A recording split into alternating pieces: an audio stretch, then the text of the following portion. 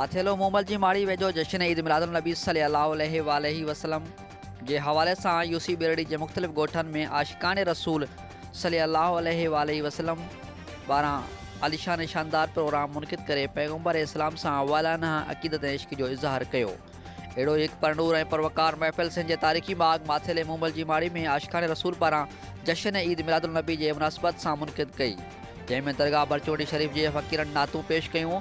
हज़ूर परनूर सल्लल्लाहु अलैहि वसल्लम जन जी सीरत पाक के पूरी इंसानियत लाइ निजात जो ज़रियो करार ॾींदे नबी आख़िर ज़मान सां पंहिंजो वालाना इश्क जो इज़हार कयो।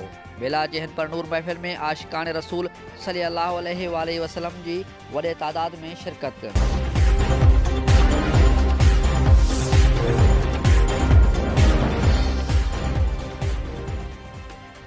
घोटकी में मेमण बिरादरी जो कठ, मेमण बिरादरी जे समय माण्हुनि जी शिरकत। मेमण इतिहाद जे मरकज़ी अॻवान सरदार अयाज़ खान मेमण, अब्दुल रहीम मेमण, ग़ुलाम हैदर मेमण ऐं ॿियनि जो बिरादरी जे कठ खे ख़िताब। अॻवाननि कठ खे ख़िताब कंदे चयो त मेमण इतिहाद सॼी सिंध में मुतहद आहे। घोटकी ज़िले में मेमण बिरादरी जा हज़ारनि जी तादाद में वोट आहिनि। घोटकी ज़िले में मेमण बिरादरी खे हमेशह नज़रअंदाज़ कयो वियो आहे। क़यादत घोटकी ज़िले समेत पूरी सिंध में मेमण बिरादरी जे मसइलनि मां वाक़िफ़ आहे। सिंध मेमण इतिहाद जो मक़सदु आहे सिंध में छिड़ विछुड़ थियल मेमण बिरादरी खे गॾु करे हलणु। मेमण इतिहाद जो मक़सदु आहे ग़रीबी माण्हुनि जी ख़िदमत करणु। बिरादरी जा खोड़ सारा मसइला आहिनि, उन्हनि जे करे हिकु मेमण इतिहाद जे चेयरमैन हाजी अब्दुर्रज़ाक़ मेमण जो पैगाम सिंध जी कुंड कच्छ में रहंदड़ मेमण बिरादरी खे खणी निकिता आहियूं।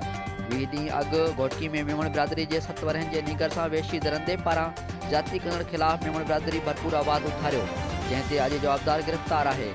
इतिहाद जो मक़सदु ॿधी ऐं एको आहे। असांजी पहिरीं कोशिशि हूंदी त पंहिंजी बिरादरी जे माण्हुनि जो बराबरी जी बुनियाद ते ख़िदमत कजे। उन मौक़े ते प्रोग्राम में अल्ताफ़ हुसैन मेमण, कलीमुल्लाह मेमण, माशूक मेमण, आदिल निवाज़ मेमण ऐं ॿिया पिणु मौजूदु हुआ।